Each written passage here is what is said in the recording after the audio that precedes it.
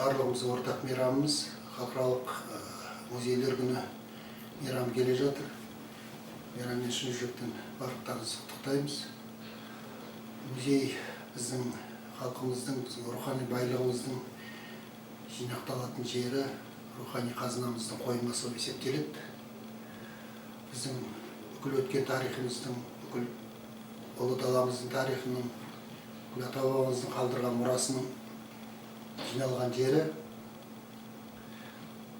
болашақ ұрпаққа көрсетіп, рухани тәрбие беретін қасиетті ғылыми орта болып табылады. Музей ол тек жаңағыдай қазынаның жиналатын, рухани қазынаның жиналатын жері ғана емес, ол сол қазынаны зерттейтін, сол қазынаны түгендейтін, сол мәдени, тарихи мәдени мұрамызды зерттейтін үлкен ғылыми орталық болып табылады. Сол ғылыми еңбектеріңізге үлкен жетістіктер тілейміз.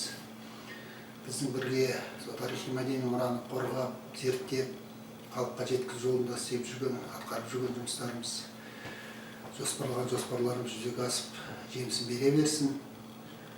Бүкіл әлемдік дәрежедегі керемет тарихымыз бар. Сол тарихты